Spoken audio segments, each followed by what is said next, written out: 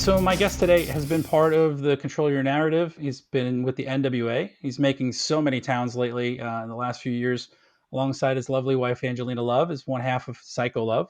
It's the Psycho Boy Fodder. Thanks so much for joining me today. Appreciate What it. up, man? How's it going? Yeah, it's going great. You're tearing it up lately, man. I feel like every weekend I see you on a poster main eventing somewhere in the nearby towns. So Oh, thank you, man. Yeah, it's a busy schedule for sure. I think that's the best way to put it. it's good to be busy in wrestling, right? It's good Oh to be yeah, wanted. Yeah, yeah. Better to be booked than not booked. that's right.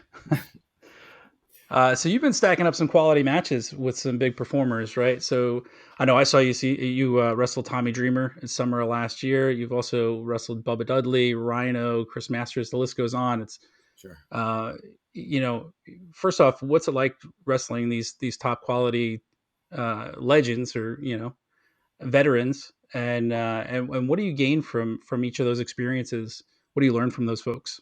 I mean, like I think every guy is different, right? And every guy puts matches together differently. Every guy feels different in the ring, so a lot of it is just like, man, I've worked like so many guys, man.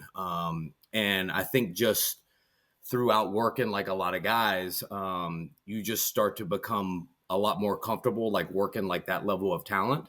Um, so you don't really have like the jitters or anything like that, going into any of the matches, after you work so many guys. But a lot of working with really established guys is a lot of listening. They have their vision, I have my vision of what the match is, and then we sort of kind of just meet in the middle. And if they have something that they think would work better, I mean, I'm always deferring to what they want to do. Sure, for sure. And then on the flip side of that, you're wrestling some other high quality independent talent. And this past weekend, Rayhan Intius in an AML match, and you got a little interference help from John Bradshaw Layfield. How was that? Was that out of the blue? It was very shocking to me. I don't have any history with JBL other than this past weekend. So now we have some history together. So I mean, the things that he told me, I'm not really at liberty to speak about. Um, but I'm sure that the world will see soon. Awesome. Well, I'm certainly not going to ask you what the whisper was about. That's between you and him for sure. But I think that video is definitely making the rounds. I guess there's a few different versions of that. I'm seeing that pretty much all over the place. So Oh yeah, it's man. kind of exciting to kind of go viral with a match of yours, right? Yeah, even with Oh that sure, kind of. man. And Um, to do anything with JBL, or have JBL involved with anything you're doing is a big deal. I mean, JBL's a WWE Hall of Famer, world champion, world traveled professional wrestler. And just having him involved kind of says a lot about just the people that he's involved with, right? So, it'll be interesting to see what happens going forward. yeah, I think it's one of those intriguing. Like we didn't know that we were going to get that, and he's popped up a few different places, especially with like Nick Nemeth and I think Matt Cardona and some other folks as well. And it's just like a weird, where will he show up next, right? Like it's an um, He's like the wrestling interesting Batman. thing he's got going on. Yeah, exactly. Yeah, just comes out of the darkness. Yeah. Um, but so talking about some of those other veterans, do you have anybody on like a short list that you want to work, that you have like maybe like written down somewhere and you're like, before I hang them up, I want to make sure I wrestle these folks, or do you not think of it that way? Well, every year I write down like a list of people that I want to work. Double J is number one on my list. So Yeah. um, that may or may not happen this year, but we're working on that. now. So Okay. the Double J is number one on my list. I don't know. Let me just pull my list up here and let me just see who I got on the list, man, for opponents, man. I mean, Double J is obviously number one, and then I would like to work Speedball Bailey. I Yeah. mean, obviously he's making waves and kind of creating his own thing, but I think it would just be like a good clash of styles. Like I work like Matt Sydal, who's like a very kind of like a similar wrestler to like a Speedball, just in terms of like stylistically. So I like working guys that have a different style than me, because it kind of allows me to kind of do their thing for some of the match, and then we do my thing for some of the match, and then we kind of figure out like a really good go home sequence, man. So I mean, Speedball Bailey would definitely be on that list too. And then I got like some good guys coming up. I got me and Rich Holiday are going to work on February 8th at Dominant Championship Wrestling. The following week, I'm working World Champion EC3 at RWA. And then I think there'll be a big announcement coming for one more guy at the end of the month, like one of the hottest guys going right now. That'll probably surprise everybody. Well, that's great. Yeah, I mean, just to run back through that list, any trepidation of go up against Double J after you ate a guitar shot from Elias at WrestleCade? I mean, Kind of well, getting hit with the guitar is never fun. yeah. So if Double J shows up with one, I'll definitely be dodging getting hit There you with go. the guitar for sure. I think on an earlier episode, I was talking to Sean Cruz, and he mentioned that a ukulele hits pretty hard. So maybe have that in your back pocket if you fight Double J. Well, I got the But Psycho Stick, so I just got to well, find that's true. the Yeah, match. I was gonna ask you about that, but we'll jump into it. The Psycho Stick. So, what made you choose a kendo stick as your weapon of choice? I didn't really choose the kendo stick. That was a Billy Corgan thing. Oh, Um, okay. yeah, so like when me and Latimer were doing a program together at NWA, we did the like the Singapore Cane match, and so that was on the pay-per-view in Tampa. And then the next day when we were doing TV, Billy Corgan came up to me and Lauren, and he said, I think maybe like you should just carry the kendo stick with you everywhere. And then the Psycho Stick thing kind of came as just a joke, which like a lot of things in wrestling kind of come out of jokes. So me and Joe Galley, who's one of the commentators at NWA, and EC3 were standing around in the back, and Joe Galley was like, well, what do you want me to refer to the Singapore Cane as? And EC3 was like, oh, you should call it the Psycho Stick. And I was like, okay. I was Yeah. like, just call it the Psycho Stick then. And that's literally how it was born, man. So I was doing, because I was doing the kendo stick thing there at NWA. Obviously, I needed to keep doing that, like when we had indie bookings too, during that time period, and then it just kind of like stuck with me and kind of became like my thing, which is cool, man. And then like not last year, but the year before last, when we were doing like the Blizzard Brawl Super Show. Shout out to my man Dave Hero out there in Wisconsin. I was hanging out with Sandman, and Sandman kind of gave me the blessing to use the kendo stick. Well, there you So go. yeah, it was a fun time for sure. Yeah. Well, that's cool. Um, so you mentioned speedball, and you also mentioned your style a little bit too. And I got to say, I like your wrestling style. I mean, I don't know what you call it. Maybe we're like a bruiser style. But you're very ground based. You don't do the high flying crap, or high flying stuff, whatever. But I think that mixes really well with those high flying opponents, like you mentioned. Um, so like, were there influences around your wrestling style and what you chose to use, or did you just kind of cultivate that over time? I mean, like I think I do what looks good for me. And like as you progress, like as a wrestler, you start to figure out like, okay, like, well, what do I look good doing? And I think like my style is more like a ground and pound type style. Um, and just kind of as you're formulating, you start to figure out like, okay, like this this set of sequences that I do work good for my character. So like I'm not really like a moves guy. I'm more like a character guy. Or like I would rather I heard Kevin Nash say this one time. He was like, I'd rather do 5 moves 10,000 times than like one move, 100 times. I don't really know the way. I don't know the way he put it. It was real. Like when I heard it, I was like, oh man, like this is great. Just perfect 5 moves. Yeah, just perfect 5 moves, and instead of 100 moves every right, match. instead of 100 different moves like every match, right? And then once you kind of start doing those things, they kind of become your things. So like, my things are like, the snapmare out of the corner, the boot with the elbow, and then, Angelina will come over and like lick my face, or like the eye rake down the ropes, and I'll kind of hot shot him backwards, and then I roll backwards and do like the crazy like psycho crawl with the tongue out and just choke him. Those are things that like the commentators can put over my character while I'm doing those things.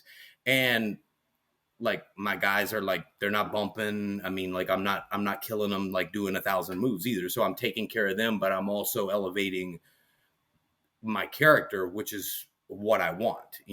I mean, you can do all the moves you want, but if the crowd doesn't really resonate with you as a character, it's just kind of just two guys in there just doing stuff, right? So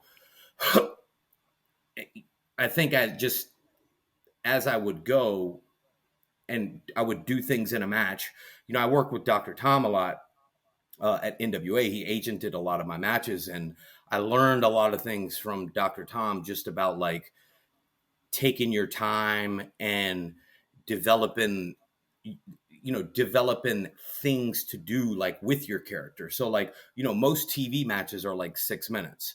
So by the time the cutoff happens, maybe we're at 3 minutes. And then if I do a couple of turnbuckles, if I do the eye rake thing on the ropes and roll back and choke, choke, choke, and then if I do the combo and then she licks my face, I mean, by the time I do those like 2 or 3 things, like it's time to wrap the match up. So it just eliminates a lot of stuff for no reason. Yeah, and a lot of what you could do in your character is like in those moves that are pretty standard, right? I mean, if you got to get in a headlock, you're jaw jacking with the crowd, or you're making sure your face is pointed at the camera, that kind of stuff. There's a lot of elements that you put into your character in the match during those moves, right? So, Oh yeah, uh, where you can't maybe do 100 flips in that 3 minutes, right? no, and And I some of mean, there's that, nothing wrong with the flips. Like it's just not oh yeah, yeah, like it's just not my style, But like guys who do that style, I can work with them too and make all their stuff look good. So like if you're one of those guys, I can work with you and be there for all your stuff. And then like when I take over, we're just going to do my stuff, which is a lot of right, character stuff and a lot of me interacting with the crowd, because we go to shows all the time, man. And I mean, we've had people come up to like our table, and literally tell us like, oh, like, thanks for like interacting with us. Like it was a lot of fun. So there's just so little interaction with the crowds now that yeah. like people are like, what? Like, man, like you're like interacting with us. Like, this is great.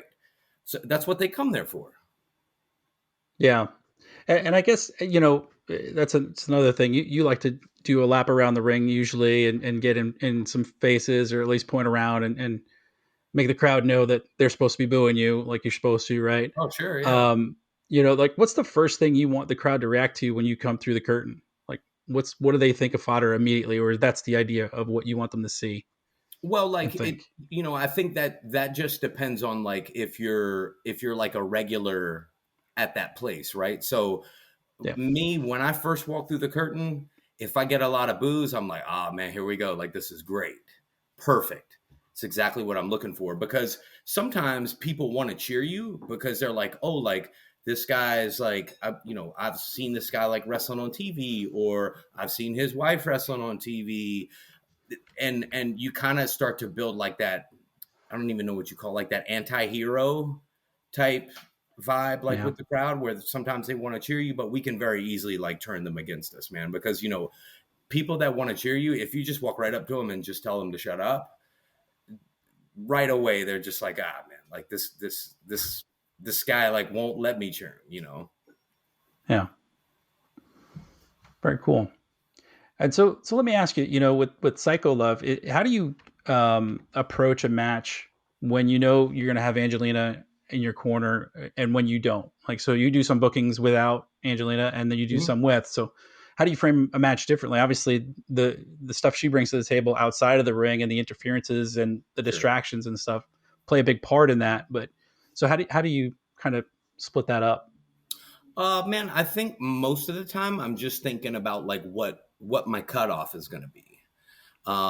So obviously we devise cutoffs to involve her if she's out there, interference to involve her if she's out there, sometimes the finish to involve her if she's out there. But if I'm by myself, I mean, there's not, I wouldn't say it's too difficult to figure out like, a good cutoff and then kind of working towards a finish with the guy that I'm working with. So, I mean, a lot of it is just, you got to think outside the box sometimes and go like, okay, like, what can I do to stop this guy to get some heat? Um, Even like this past weekend, like the cutoff, like for the Rayhan match was just, grab me like you're going to hit your finish, like with the choke slam into the flatliner. And I'll just go up and I'll land behind you and I'll just feed to the ropes and you just charge me and just take a tumble over. And then I can just come out and get heat, beat you up, draw the ref, like, do all the things that I need to do to get the crowd to boo me. Um, you've been around some really high level performers. Obviously, you live with one in Angelina. So, like, what is something like Yeah, I'm sure you've learned a lot of things from her about the wrestling business. What's some of those examples that you've gleaned from her over the years? Well, my wife is the creator of my promo skills. So she kind of, I used to hate talking, and now I Yeah. just don't even shut up. And just, you know, figuring out like what works good, like with your character, like, when we do like our promos, like we do them all in the same place. They're all edited the same way. So it kind of like becomes like our thing. And then it's just talking in front of the camera and being able to slow down when you're talking in front of the camera. And you don't have to, you don't have to carry on for 2 to 3 minutes in a promo to get your point across, right? Most of our promos are 60 seconds, maybe a minute 20, and they get right to the point, right? It's like, let me build the guy that I'm working with, but also tear him down at the same time, to kind of set the match up, right? So she's been the Wonder Woman of my promos, because obviously, like she's done tons of promo stuff in her career. So learning that for as long as she's been doing it, and then kind of teaching me. I mean, I think we do some of the best promos out there. Like, they're not boring; they're straight to the point. They have a lot of personality to them, and they're all within our character. They get our opponent over, but at the same time, let people know that we're gonna come out victorious in the match. Yeah, I'd certainly agree with that. I like your promo style. I like the way the videos look. It's very consistent. It has a flow. It has a theme to it. I think it fits really well with your character. Thank you. So I'd agree. And then another person that's pretty influential in your wrestling career is EC3. And you mentioned him earlier that you guys are going to tangle again. You guys had fought before, I think the day after at WrestleCade in Yeah. 2023, lining up again. But obviously, he's part of the reason that you're in the wrestling business, if not, like an inspiration for getting in. Is that right? Or So like do I I have that mean wrong? I knew EC3 before I ever even started like wrestling at all, like going to wrestling school or anything. Like, I just knew EC3 from just, supplements, bodybuilding, and we would just kind of like chat back and forth about diet stuff and supplements and all of those type of things. And then when I started doing the wrestling thing, when he first got released from WWE, he had that uh, I don't know. I don't even know what you call it, vignette. But it had like the garage fight, and he just hit me up one day. It was like a Wednesday, and he was like, "Hey, like we're doing this thing down here on Saturday. If you want to like come be a part of it, like you'll be fighting me." And dude, this was like 7 or 8 months like into like my wrestling training, so like I'd never done anything like that. And I was like, "Well, when do you need me there?" He was like, "Well, like Saturday." So I just bought a plane ticket and went down. And like when I got there, that's where I met like Braun Strowman and Moose and Spud, and I met so many people that weekend. And then that just kind of spiraled into doing like the Control Your Narrative series, and then like the Ring of Honor appearances, and then doing all those shots with AEW. So it was just, man, one of those things where it was going and going. Yeah, and then it did turn into the Control Your Narrative, and so you mentioned quite a few guys that are part of that, and it, Flip Gordon and those folks as well, and that was a very interesting style to present wrestling. Right? It was its own thing, and kind of still feel like I wish it was still around because I thought it was unique, and I think wrestling needs variety. But was there something in that presentation or how that spread, um, that you look at and you're like, okay, this was the jumping off point to get to this, or eh, what do you think of that Um, overall experience? Man, I mean, I think like the first, like when we first did that thing that aired on Impact, that was like the first like really big thing I had ever done. And I think just being involved with that and doing a really good job with it, and it aired and like it was on all the sites and everything. That was the kind of like the first time I was like, okay, like maybe I can really do something with this, because like I just got into wrestling to just like do it like as a hobby, and kind of like do something that's more like athletic than just like bodybuilding. So I just wanted to be like looser, because I was really stiff from like bodybuilding, man. Like once you put on a lot of muscle tissue and you're just kind of doing like those same like repetitions all the time, man, like your body just gets like really stiff. And doing that just kind of let me know like, oh, okay, like maybe if I like really apply myself, I can do something. Because everybody was telling me, they were like, man, you got the look, you got the body, like all you need to do is like learn how to work in the ring, and you're gonna go somewhere for sure. So, and I'm sure a lot of people get told that, and a lot of people go nowhere. But having access to like EC3 and all of these guys, I kind of learned about like the indie scene. And then coming from like a marketing background, that's when I just brought in, for like the first like year I was wrestling, I just worked like 2 TV wrestlers a month. And I would just bring my cameraman, I would have him film it. So I would get like the match with the name, my cameraman would film it. It would go up on my YouTube. So I was kind of like leeching views like off of their name. So people were kind of figuring out who I was. Um, and then I would get the experience of like working with the TV guy, like in the ring, like learning things like pace and how to slow down and how to talk and how to relax and just kind of do all of those things. And working all those guys, I think they brought me up. I mean, they probably brought me up to speed 10 years, like in a year. And from there, it just kind of continued, because like perception is reality. So if all people see you wrestle is TV guys, then people just start to go like, oh, like that's a TV guy right there, because that's all you wrestle, right? And then like bookers start, if they want to book you and they all they see is you wrestle TV guys, they start to book TV guys for you to wrestle. So it's kind of like a domino thing. And it, also it helped that I got into wrestling when I was 33. So it helps that I had already built a life for myself outside of wrestling, in terms of like Sure. financials and things like that. Right. So I was not relying on like indie bookings to like pay my bills or anything like that. So it just allowed me to have like a different like level of being comfortable with what I'm doing. And like I'm doing this and I'm just having fun with it. And somehow that turned into like my second job. So here we are.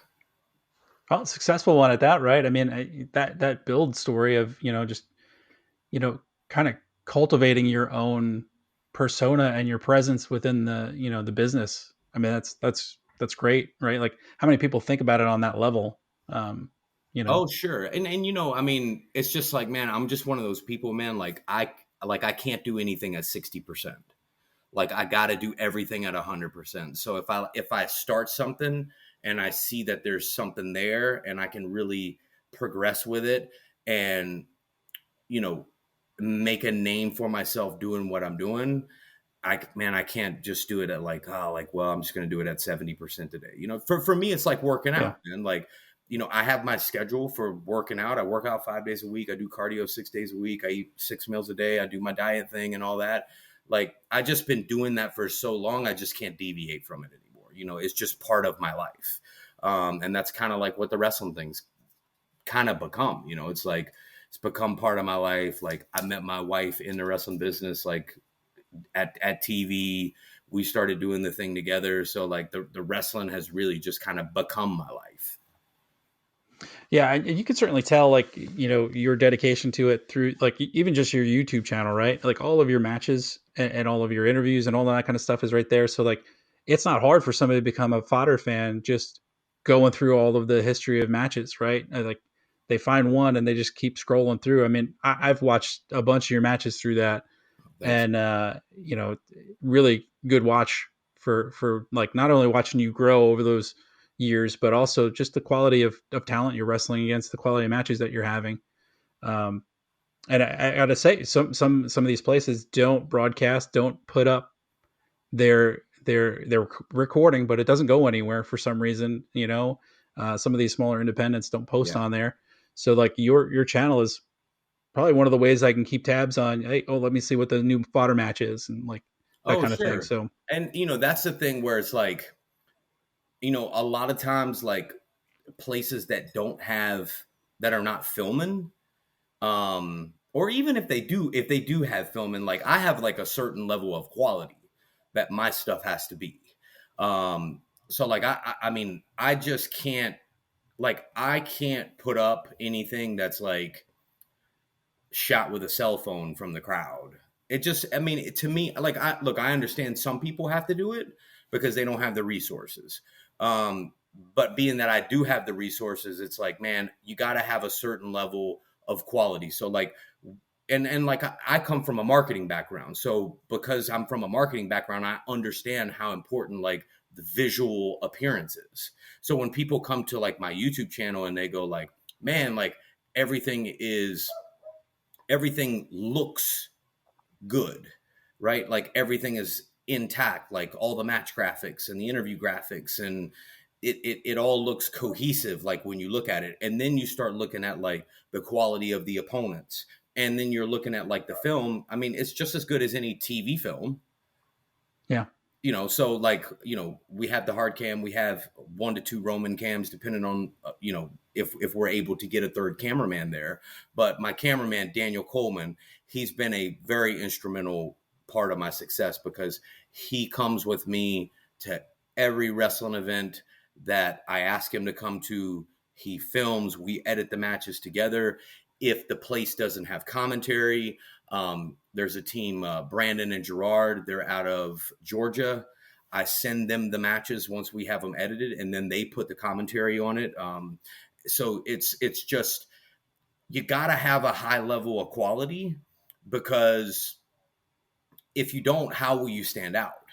So when people yeah, come to my YouTube channel, like right away they can go like, man, this is quality stuff. Like the camera stuff is good, the commentary is good, the matches are good, the opponents are quality, and that just helps raise your profile. yeah.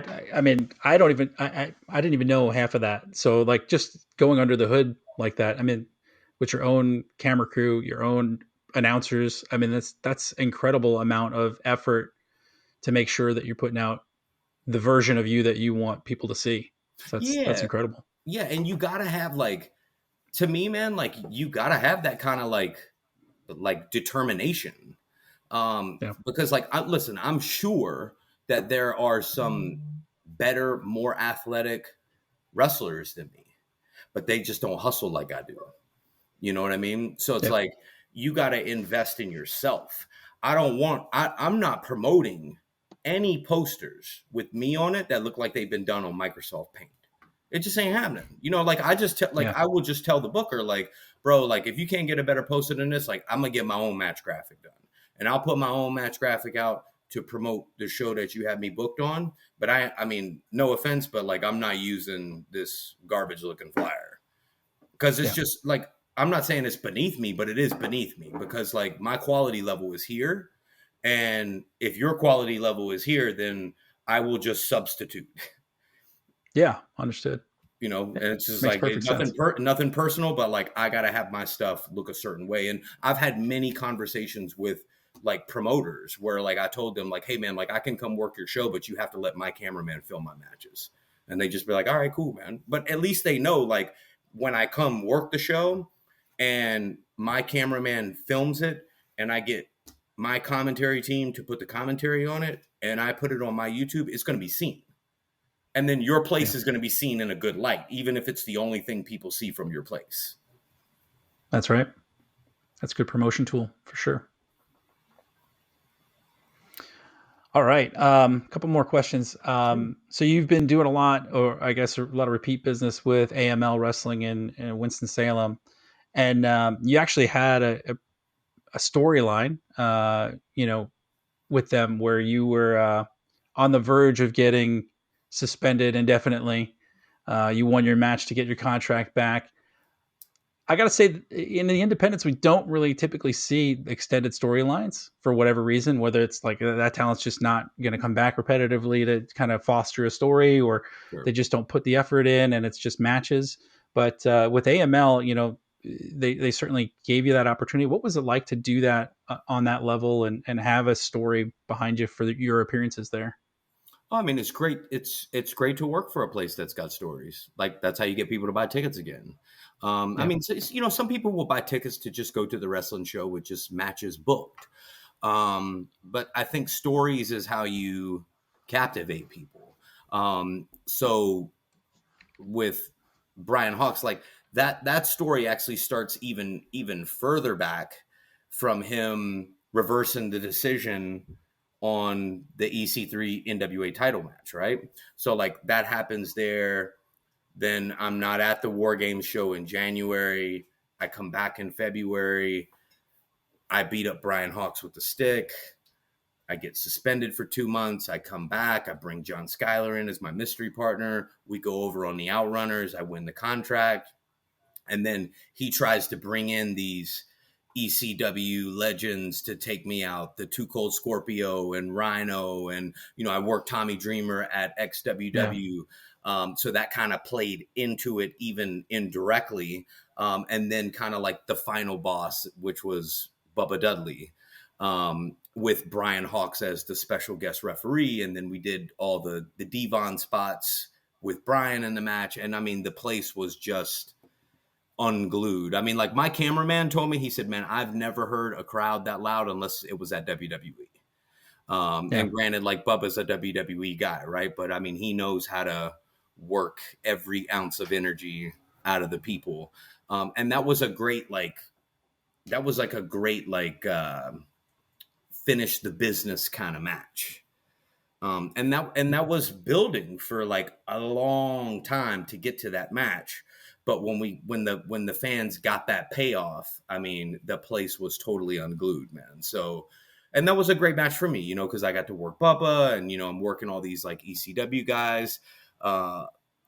So stories are top tier, man. Other places that do, good kind of storyline booking, XWW does pretty good storylines with Manny, RWA, Dominant Championship Wrestling. But Brian, not to put Brian over too much, but Brian is a very good booker.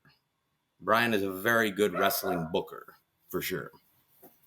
Yeah, and they pack a very excited crowd to nearly every single show that I've Man, seen. I Like mean, it's they're doing, I would say anywhere from 800 to 1,500 people almost at every show, man. So I mean, it's great to work in front of crowds that size. Yeah, for sure. Yeah, and you mentioned XWW, Extreme World Wrestling. That's right where I'm at in Charlotte. They put on a really good show consistently. I've seen you there a few times. They usually get a good act or two every show, um, and they lean more towards hardcore matches. Um, I think you got attacked in the parking lot to lose the championship, Yeah, man. potentially. As it were. It's like the NXT parking lot, I guess. But um, Yeah, I mean, we still haven't. I still haven't got the intel on who was responsible for that. But when I find out, then I will definitely be back at Extreme World Wrestling. Shout out to Manny. Manny's always been very good to me. Um, Manny was the first person to ever book me um, was it right? as as a independent. This was like back in like COVID times when he was shooting like in the little building with the no crowds and everything. Like I worked like Johnny Swinger there. I worked Ricky Morton there. That's where I met Ricky Morton. So like I met Ricky Morton there and we did a match. And then, he was just like, oh, like you should be wrestling on TV, man. And we exchanged numbers and, he got me a job at NWA. So it's just like, It's man, he great. just like randomly called me like this was like right after, this was like the weekend of like the 74 pay-per-view. And he was like, hey, man, come to Nashville on Monday. And I was just like, all right, man. So I just bought a plane ticket and I went up there and he introduced me to Billy Corgan. And I worked one match that was supposed to be like a dark match. So like at NWA, like they do like dark matches.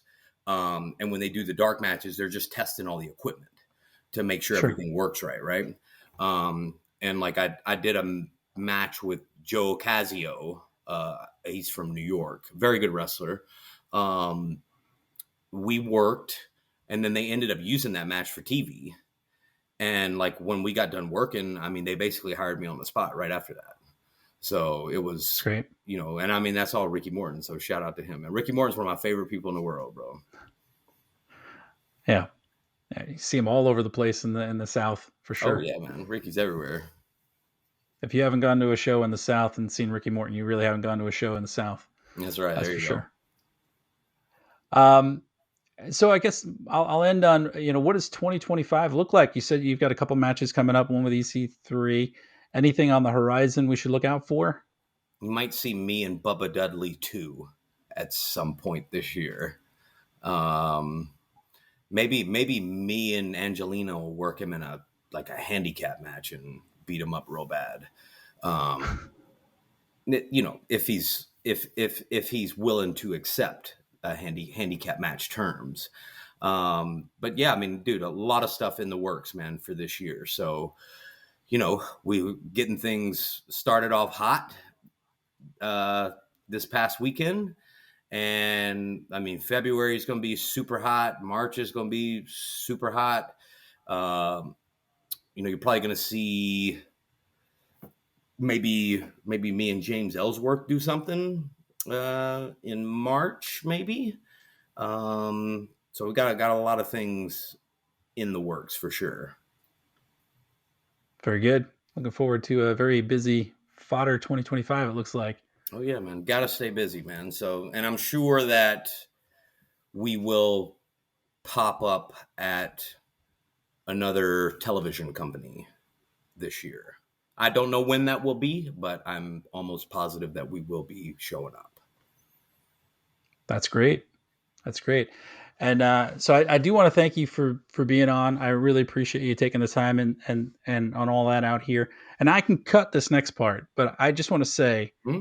I I appreciate how supportive you are on social media. You are like really engaging on those platforms, and I got to say it's a great quality to have you like pictures and be interactive and stuff. It's great to see. So I appreciate it, me Bro, you got to personally. be interactive. Like that's how I am. Like Yeah. at the shows and like everything, right?